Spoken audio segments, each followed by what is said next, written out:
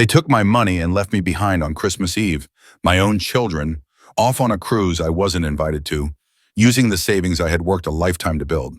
The turkey roasted in an empty house, the table set for 12, while I sat alone under blinking lights that mocked me with their cheer. No screaming, no crying, just a quiet walk to my office, where I made a phone call that would change everything. They thought I'd wait, like I always had. But by the time they stepped off that ship, I was gone. And so was everything they thought would always belong to them. You here follow my story until the end and comment the city you're watching from so I can see how far my story has the scent of cinnamon and freshly baked apple pie floated through my kitchen as I gently placed the last hand-painted name card at the long dining table. I was 70, yet I still took pride in these little things, the kind of details that made holidays feel like home.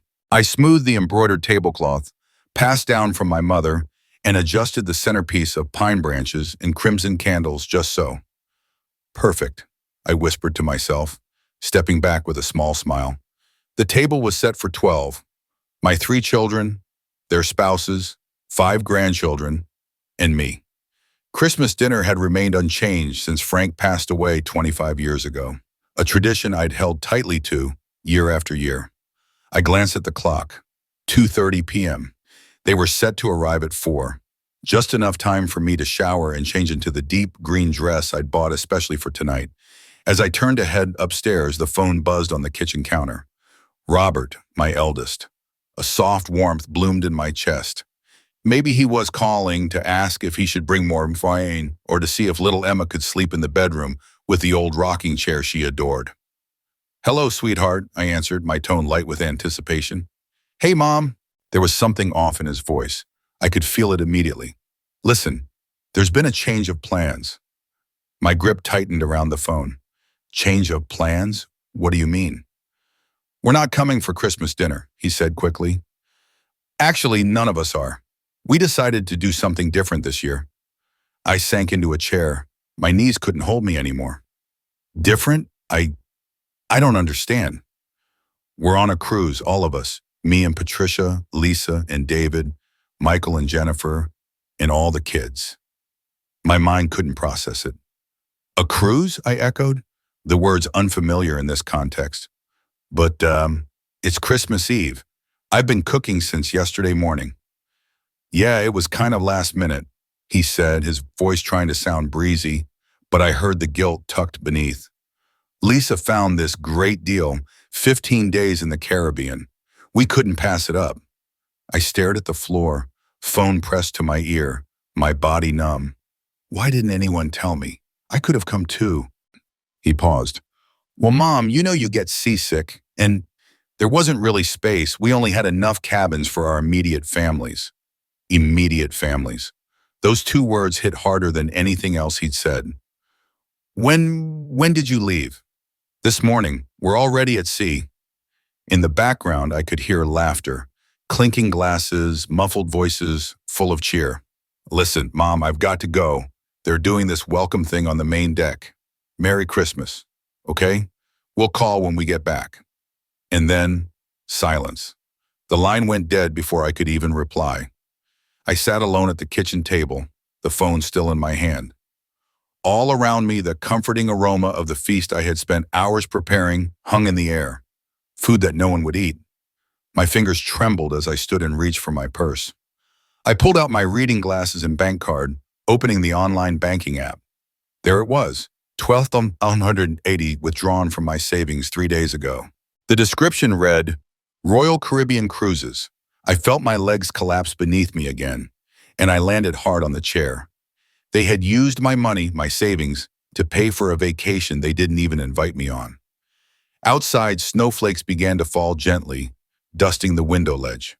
I stared at them without seeing. The turkey still roasted in the oven. The sweet potatoes were ready to be warmed. Apple and pumpkin pies cooled on the counter, untouched. I glanced into the living room, where the Christmas tree sparkled softly, draped in lights and decades-old ornaments. Underneath sat gifts, hand-picked, wrapped with care, one for each child, grandchild, and in-law. I stood up again, legs unsteady, and returned to the dining room. 12 place settings, 12 chairs, 12 name cards, each lovingly crafted. I picked them up one by one, Robert, Lisa, Michael, their spouses, their children, and stacked them in a neat pile.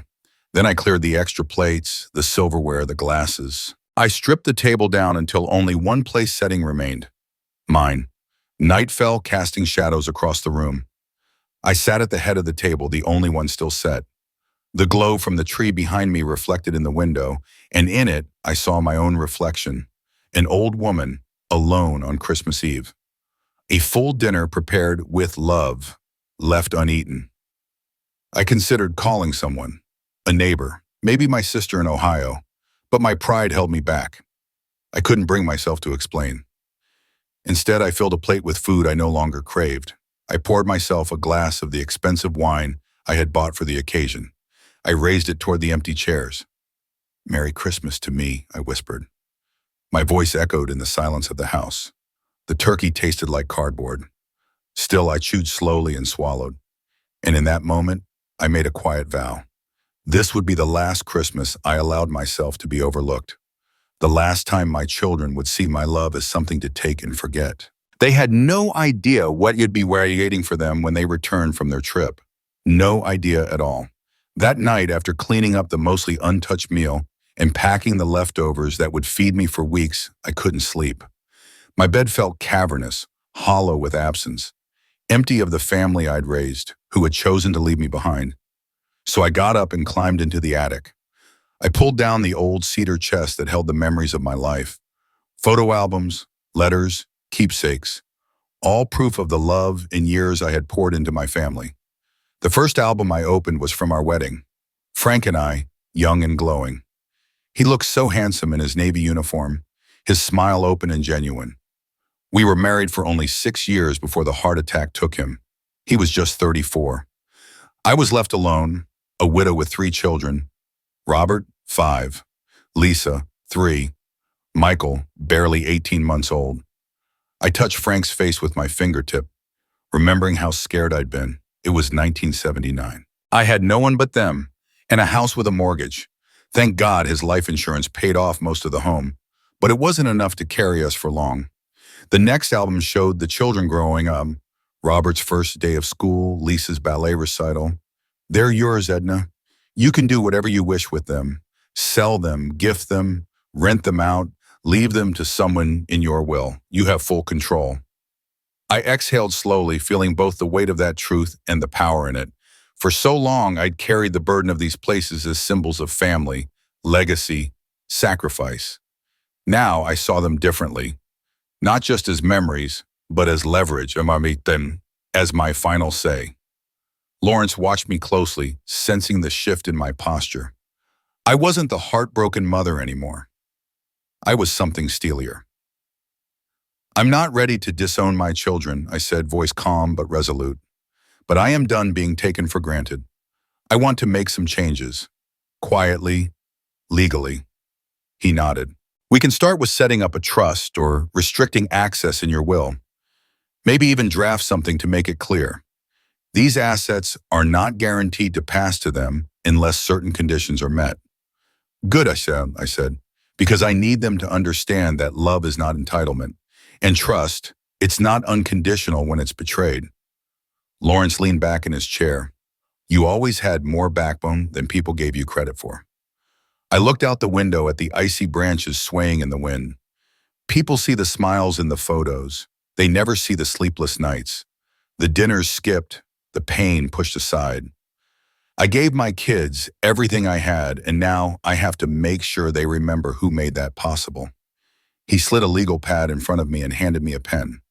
"Let's make a list of your intentions. We'll start from there." So I did, methodically, intentionally. As I wrote, I thought about the cottage by the lake Frank and I had bought together. The one I nearly lost when things got tight. The lot he'd dreamed of building on. The home we'd raised our family in, all still mine thanks to his foresight and my stubbornness. Now they'd become my message, a quiet thunderclap. I didn't know yet whether I'd leave it all to charity or only reward the child who remembered my birthday next year. Maybe I'd sell the house and travel for once in my life. Maybe I'd donate the land to a community center in Frank's name. What mattered was that the decision would be mine, not stolen in the night by ungrateful hands. When I left Lawrence's office, the cold air bit at my cheeks, but I felt strangely warm, empowered. I walked past the decorated windows of downtown shops, glittering lights and smiling snowmen, and felt no bitterness, only clarity. By the time I reached my car, I'd already drafted the first conversation I would have with them. I didn't know when or how, but they'd hear it. Not just my disappointment, but my strength. The quiet roar of a woman who had given everything and was finally ready to take something back. Do whatever you want with them. Sell, rent, give them away. Lawrence glanced over his reading glasses at me, eyes narrowing. What exactly are you thinking, Edna? I straightened in my chair, feeling the weight of my decisions settle into my spine. I want to sell everything, quickly, before my children get back from their cruise. His brows rose in disbelief. Everything?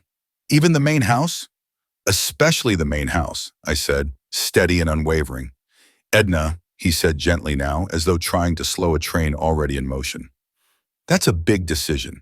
People usually make these choices in emotional moments. Maybe you should— No, I interrupted, my voice calm but firm. I've lived in that house for 45 years. I raised my family there. Every room, every wall, every floorboard is soaked in memories. But do you know what my kids see when they walk through it? He didn't answer. I didn't give him the chance. They see dollar signs, not birthday parties or bedtime stories, not scraped knees or Sunday breakfasts.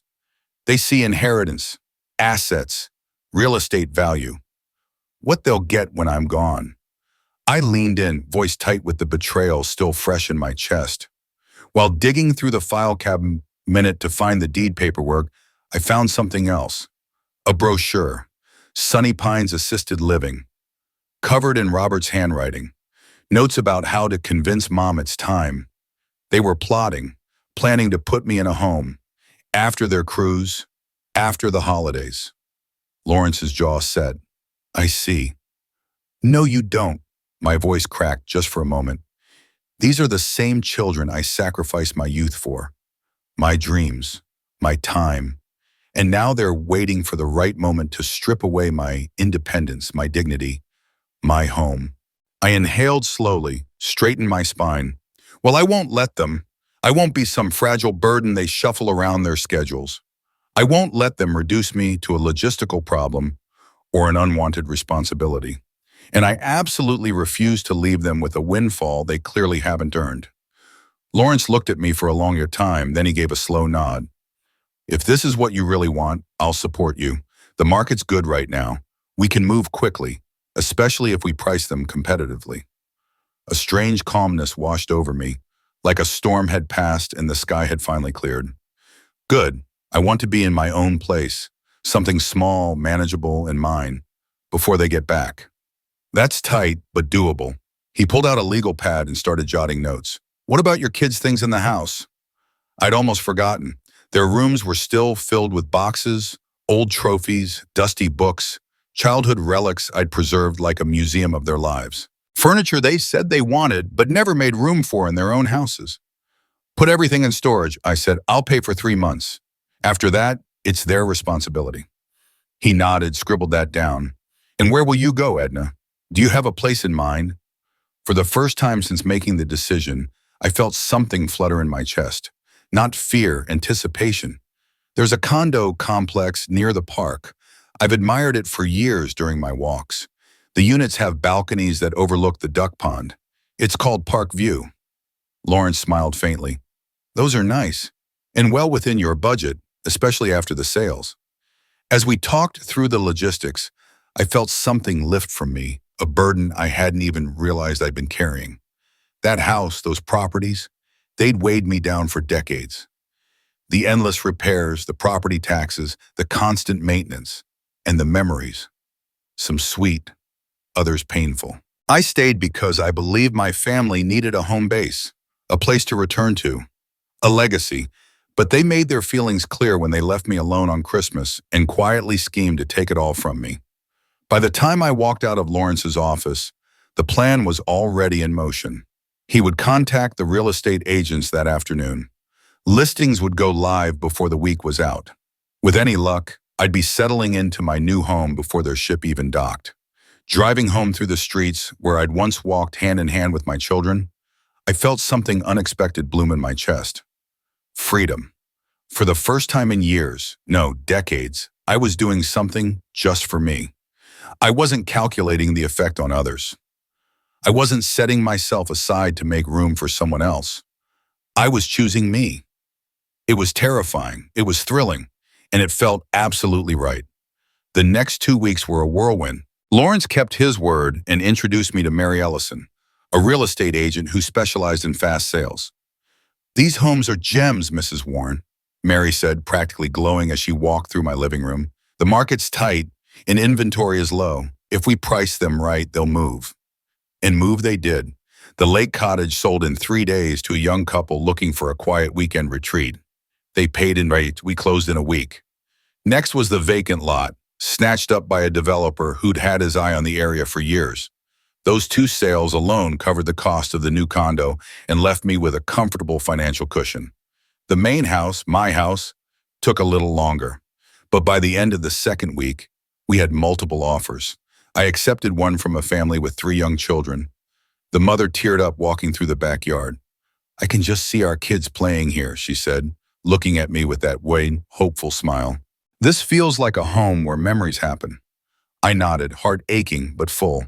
I could still picture my own kids swinging under the old oak tree, their laughter echoing in the summer dusk. "It is," I said quietly. "It really is." While the deals closed, I found my new sanctuary, a 2-bedroom condo on the 2nd floor at Parkview. Just like I'd imagined, it had a balcony overlooking the pond, where the ducks floated lazily in the morning light.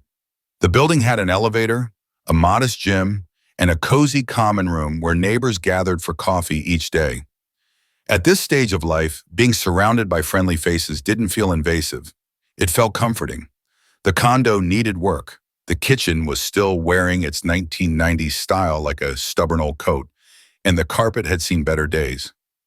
But it was mine, not a shrine to the past, not a burden wrapped in expectations, just a new beginning.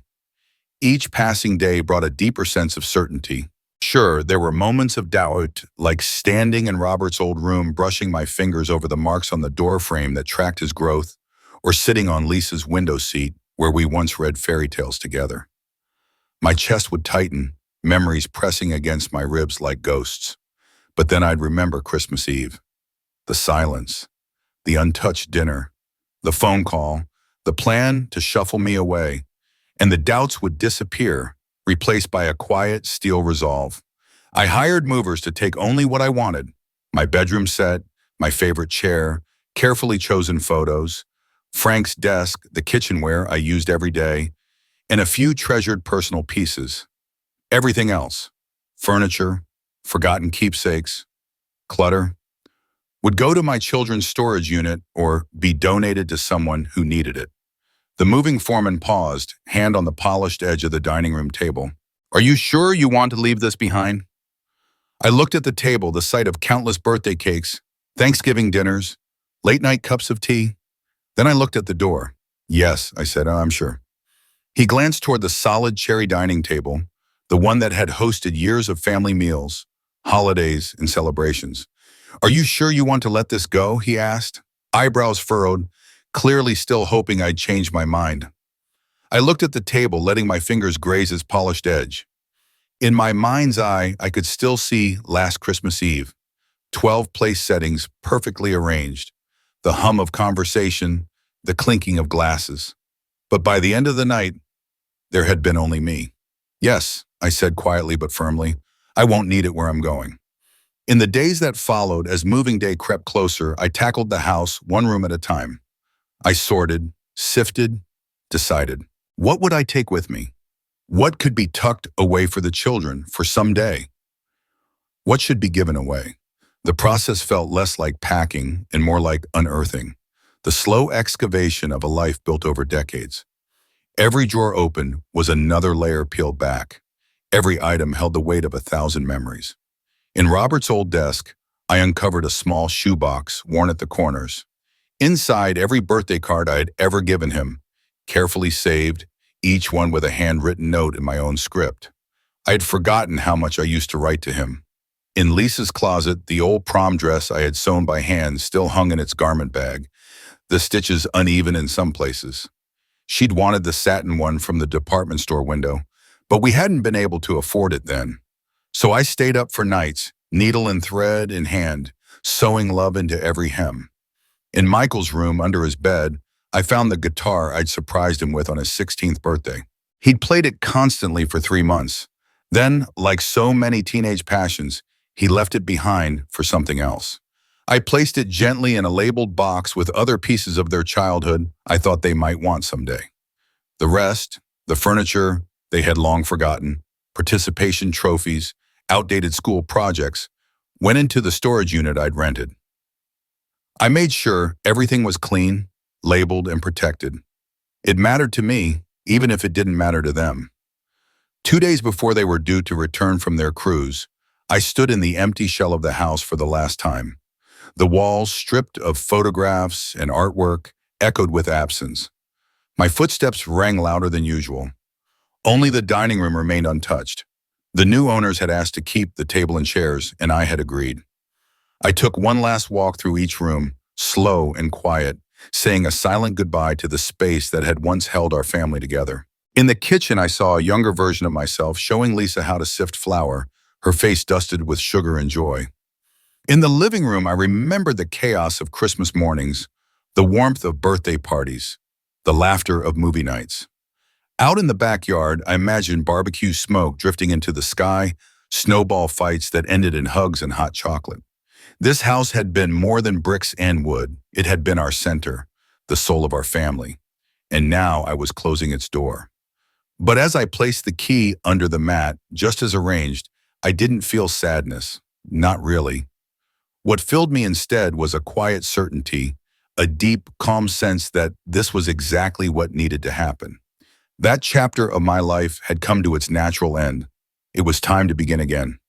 My new condo greeted me with light pouring in through the wide windows, casting gold across the hardwood floors.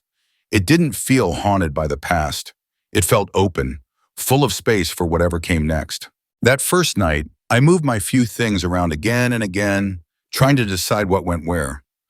I was nesting, not just organizing. I hung only a few photos. Frank, in his crisp Navy uniform, his arms slung around my shoulder. The kids, when they were little and still thought I hung the moon. My parents on their 50th wedding anniversary, hands clasped, eyes still tender after all that time. The rest of the walls I left blank. Empty for now, ready to hold whatever new memories I might make. That evening, I sat on the small balcony with a glass of red wine, watching ducks glide peacefully across the pond below. The setting sun turned the water gold and set the trees ablaze in orange and crimson. For the first time in weeks, I let myself imagine it. The moment my children would come home and discover what I'd done. Their faces, their reactions. There would be confusion. Outrage, most likely. Maybe even accusations. How could you? What were you thinking? Are you losing it? But I was ready. Lawrence had helped me set everything up, legally and carefully. My will had been updated. I'd removed my children as direct beneficiaries and instead created education trusts for each of my grandchildren. The future belonged to them now. Lawrence had also drafted a durable power of attorney, naming my sister Nancy, not Robert, not Lisa, not Michael, as the person to speak for me if I could no longer speak for myself. I had protected my peace. I had ensured my legacy. It was the best I could do with the love I still felt for my family and the self-respect I refused to bury any longer. Tomorrow they would arrive. Tomorrow they would see what their silence, what their betrayal had cost them. But tonight in this quiet, light-filled space, I would sleep without regret. Free of the burden of a too large house, free of the weight of decades of memories, free of the children who had taken me for granted one too many times. The phone rang at 9:17 the next morning. I was sipping coffee on the balcony, watching an elderly man scatter breadcrumbs for the ducks, when Robert's name lit up the screen. I let it ring 3 times before I picked up. Hello, I said, my voice calm, measured, as if it were just another day. Mom? His voice crackled with panic. Where are you? What's going on? I took a sip of coffee, slow and deliberate. I'm at home. No, you're not. He sounded frantic. We just got to the house. There's another family here, moving in. They said they bought it from you. Of course they had gone straight from the airport to the house. They wanted their showers, their beds, their sense of entitlement waiting right where they'd left it. Not one call during their 2-week vacation. Not a single message asking how I was doing. 15 days of nothing. Yes, I said evenly. I sold the house and the lake cottage and your father's lot. The line went dead quiet. I could hear muffled voices. Robert must have covered the phone while talking to the others. Lisa's shrill voice, Michael's deeper one. Then Robert again, his voice tight with forced composure. What do you mean you sold the house? Where are you living now? Where are we supposed to stay when we visit? And where's all our stuff? I've moved into Parkview condominiums, I replied. As for your belongings, they're in a storage unit. I paid for 3 months. After that, it's up to you. I've already given the manager your names, the access code, and the key. This is insane, Robert snapped. You didn't even tell us. Much like how you didn't tell me you used 280 of my savings for your cruise, I replied, still calm. Or how you were planning to move me into Sunny Pines assisted living right after the holidays. There was a long, loaded silence. How did you, he began, then stopped. Mom, that was just research. We were just looking at options. For my future, I said, which I've now taken into my own hands. I chose my new home. I paid for it with money from properties I owned. All of them were in my name. But that was going to be our inheritance. Lisa's voice cut in sharply. Robert must have put me on speakerphone. You had no right to do that without talking to us. I gripped my coffee mug a little tighter. I had every right, Lisa. The deeds were mine. An inheritance, that happens when someone dies. Despite what you may have been planning, I'm still very much alive. That's not fair, Mom, Michael jumped in. We never said we wanted you gone. No, I said quietly. You just wanted me out of the way. Tucked into a retirement home so you could divide up my life like it was already over. You're overreacting, Robert said, his voice laced with that familiar patronizing tone. You're really blowing this out of proportion. He spoke like he was the reasonable one, the level head in the room. We were just starting to think about the future. Whose future, exactly? Your future? I asked, even though I already knew the answer.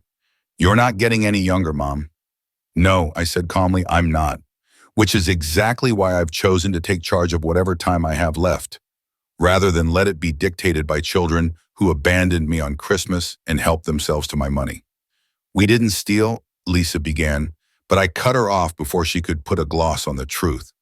Robert withdrew $12,800 from my account without asking, without even telling me, and he used it to pay for a family cruise, a vacation I wasn't invited to.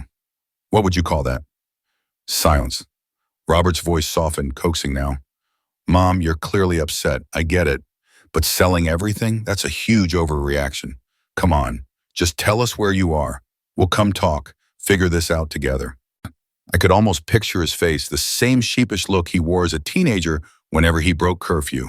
That silent plea behind his eyes. I know I screwed up, but you'll forgive me. You always do. But not this time.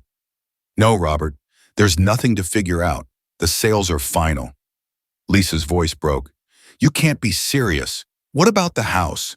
What about all the memories? What about Dad? How could you just sell it out from under us? The sound of Frank's name twisted in my chest like a knife. My husband, gone these past few years, still so present in my heart. Your father would be heartbroken to see how you've treated me. He worked his whole life to provide for us, to make sure I'd be okay once he was gone. Do you think he'd approve of you sneaking around behind my back, using my savings to fund your own plans, plotting to put me in a home so you could claim the house? It wasn't like that, Michael said, his protest weak. It was exactly like that, I said firmly. And I've put a stop to it. Lisa's grief turned to rage. So where are we supposed to go now? We just got off a cruise. We need showers, sleep. I imagine you can afford a hotel, maybe with whatever's left of the 12th on $800, I replied, my tone dry. Or perhaps stay with some friends. That's what I would have done had I been included in the family vacation. This is ridiculous, Robert snapped. The fake calm had vanished. You're acting like some bitter child, not a 70-year-old woman. Have you completely lost your mind? No, I said, my voice even. I found it. I let the truth pour out, unfiltered. For years, I've put all of you first. I kept that enormous house just in case you wanted to visit. I held on to extra properties I never used because one day you might want them. I cooked your favorite meals, kept your rooms ready, like you were still kids who might walk in the door any minute. I built my life around yours. And how did you repay me? You left me alone on Christmas and helped yourselves to my savings. I took a long breath. No more. My life belongs to me now. My money belongs to me. And my home, also mine. You'll regret this, Lisa said coldly. Someday, when you're old and alone and need help, you'll regret pushing us away. Her words hit something tender in me, but I didn't let it show. I was old and alone this past Christmas, Lisa, I said. The difference is that now I've chosen it on my own terms. It wasn't forced on me by children too busy to remember I existed. Fine, Robert barked. His voice was hard, angry. If that's how you want it, fine. But don't come crying to us when you realize what a huge mistake you've made. I won't, I said, and I meant it. Then I hung up. I sat there for a while, just breathing, watching ducks drift across the pond. My coffee sat forgotten, cooling in my hands. The conversation had played out almost exactly as I expected. Shock, anger, blame, guilt-tripping. What I didn't expect was how little their words hurt. The pain I'd felt on Christmas Eve, that deep, cutting ache, had faded into something else. Not gone, but dulled. Like pushing on a bruise that had already begun to heal. My phone buzzed.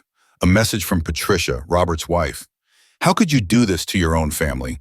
The kids are devastated they won't have Grandma's house to visit anymore. I hope you're happy with yourself. I didn't respond. Instead, I turned the phone off, laid it gently on the table, and leaned back into the chair.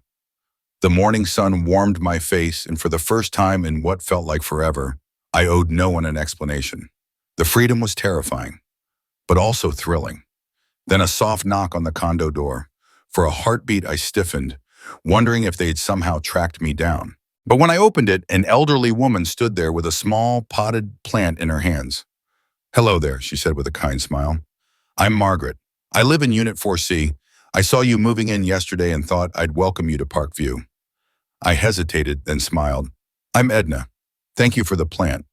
Would you like to come in for coffee? She nodded. I stepped aside and led her into my new space. And in that moment, I felt something unexpected bloom inside me. The first delicate roots of a new beginning. 6 months have passed since I picked up that phone and severed the old ties. Half a year of transformation, of figuring out who I am beyond being a mother, a widow, the silent caretaker of a hollow family home. Spring melted into summer. My balcony garden now burst with life. Flowers, herbs, color, and scent everywhere. I repainted the condo in hues I'd always loved, but Frank had called too daring. Soft sage in the living room, warm terracotta in the kitchen. The worn carpet? Gone. Replaced with elegant hardwood. Easier on my knees and easier on my soul. But more important than the decor was what I'd built around me. Every morning I joined the coffee group in the community room. Margaret became a dear friend. And then there's Arthur, a retired English professor who shares my obsession with mystery novels. 3 days a week, I go to water aerobics at the community center. On Tuesdays, I volunteer at the library, reading aloud to children during story hour. I am busier than I've been in decades. I am more engaged, more present, more me. As for my children, our relationship remains strained. After the initial blow-up, weeks passed without a word. Then, little things. Robert texting to say they'd emptied out the storage unit, Lisa asking if I still had Grandma's recipe box, Michael wanting to know about some old sports memorabilia. I answered, briefly, politely, but I kept my walls up. None of them apologized. not once. And I refused to pretend nothing had happened. The only one who reached out in a real way was Emma, Robert's 12-year-old daughter. One day a hand-drawn card arrived in the mail. The message shattered me. Just 7 words, but they hit harder than I was prepared for. I miss you, Grandma. It's not the same without your house to visit. It came from my granddaughter, and reading it felt like a crack opening inside me, something soft and aching I hadn't let myself touch in a while. I picked up the phone immediately. My voice was steady, but my heart was fluttering. I reassured her, gently, lovingly, that while the house she remembered was gone, I was still very much here. I invited her to see my new home, to let her know that even if the setting had changed, my presence in her life hadn't. That Saturday, Robert brought her over. He didn't hide his reluctance, but he did it. As soon as she walked through the door, her whole face lit up. "This is so cool, Grandma," she beamed, her delight pure and real as she wandered through my condo. "You can see the ducks from your balcony." That afternoon unlocked something that had been shut tight for months. Soon, the other grandchildren followed. Some came alone. Others were dropped off with parents waiting uneasily in the car, unsure of what they were walking into. I didn't care about the awkwardness. I welcomed each child like they were coming home.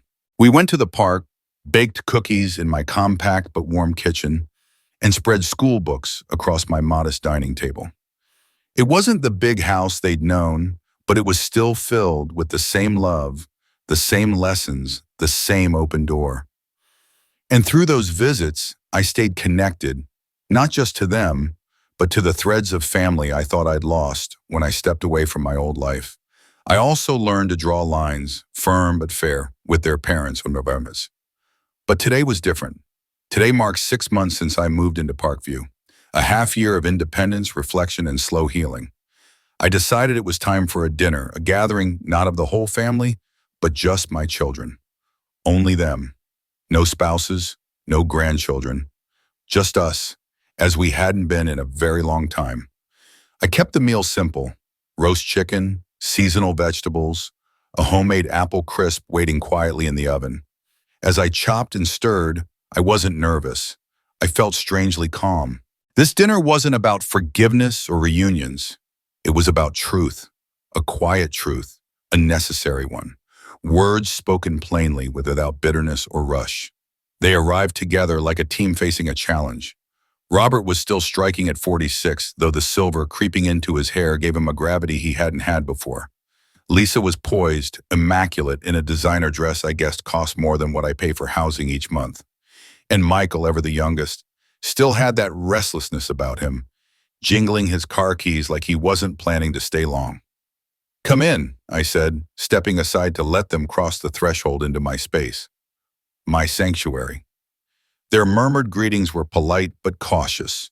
Their eyes darted around the living room, clearly noticing the changes. The heavy antiques were gone. No more dark wood, no more dusty heirlooms. In their place, I'd chosen what I liked. A plush sectional, size for my shorter frame. Bright, abstract paintings that felt alive, that didn't echo Frank's voice or anyone else's. A sleek TV mounted neatly on the wall where I watched my shows without anyone's opinion. "It's nice," Lisa said, almost surprised. "Very modern." "Thank you," I replied with a nod, motioning toward the dining area. "Please sit. Dinner's ready."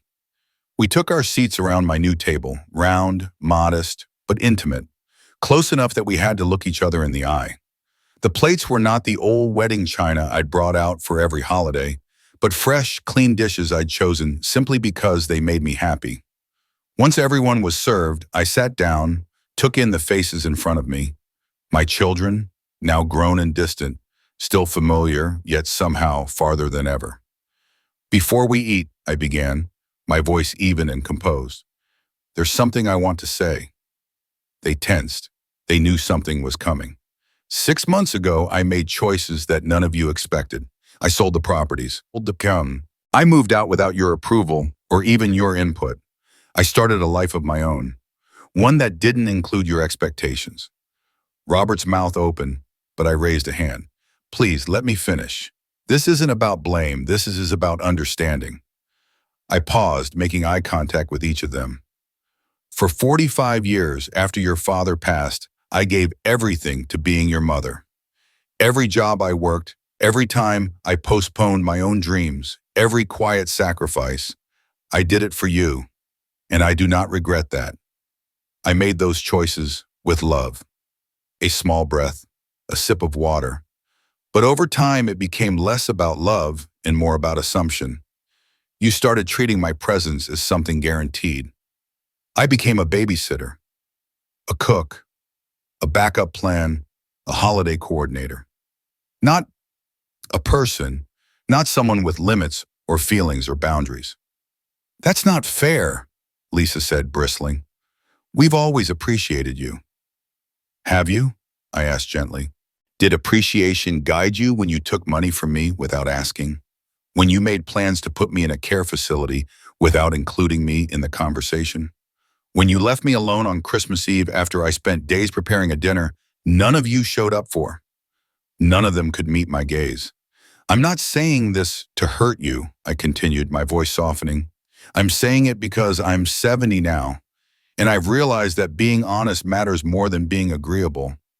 That loving you doesn't mean letting myself be disregarded. Michael cleared his throat. We never meant to hurt you, he said quietly. We just didn't think. And that's the truth, he said, nodding. You didn't think. About me.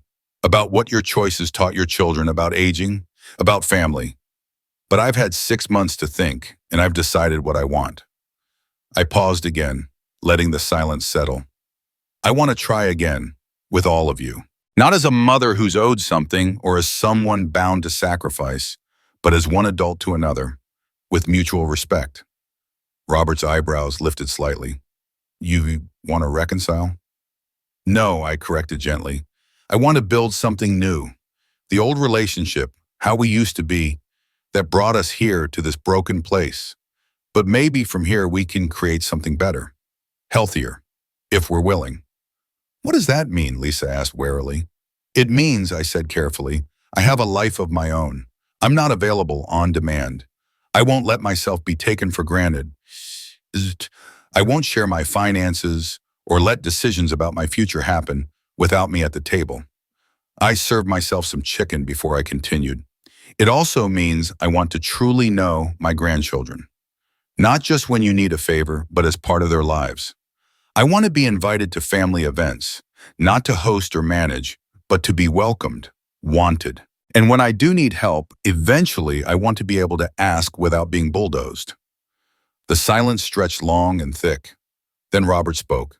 His voice was rough around the edges, but honest. I'm sorry, Mom, he said. You're right. We treated you like a fixture, like you'd always be there no matter what. And what we did at Christmas, it wasn't your best moment, I admitted, allowing myself the grace of a small smile. But it's not unforgivable. It's just unforgettable. Something shifted in the air after that.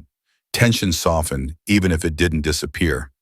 The conversation began to move slowly into safer waters, updates on the grandkids, neighborhood changes, stories about the neighbors at Parkview. By dessert, my mother's apple crisp recipe, the table sounded almost like old times, but quieter, wiser.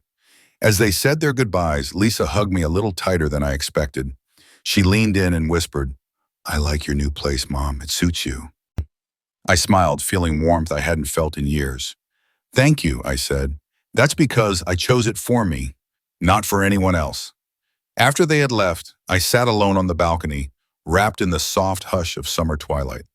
The warm air carried the faint scent of pond lilies, and fireflies flickered like tiny stars over the water's surface. I watched them move gently through the dusk, their light fragile yet persistent, just like the healing that had slowly begun to bloom inside me.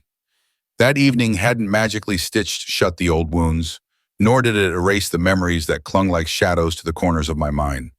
The road ahead still promised its share of challenges, moments when old habits would tug at me, when familiar patterns would try to pull me back into places I no longer belonged. Setting new boundaries wouldn't always come easily. There would be resistance from others and sometimes even from myself. But in that quiet hour, for the first time in what felt like forever, I truly felt at peace with my choice.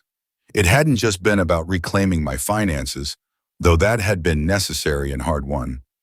No, what I'd really taken back was something far more valuable. I had rediscovered the worth of my own voice, the dignity I had long silenced for the sake of peace, and the unshakable truth that I deserved respect. Not for what I could offer others, but simply because I exist. The house, yes, it was gone. Its walls that once held my silence, my compromises, my hopes. But I, Edna Warren, 70 years old, stood in its absence, not diminished, but whole, stronger, wiser, free. I had not just survived, I had come home to myself. Now I find myself wondering about you, the person who's heard my story. If you were in my shoes, what path would you have taken? Have you ever stood at a similar crossroads, torn between comfort and truth? Feel free to share your thoughts below. I'll be reading. And before you go, I've left 2 more stories on the final screen. Favorites of this channel and full of the kind of unexpected turns that stay with you long after they're over. Thank you for staying with me until the very end.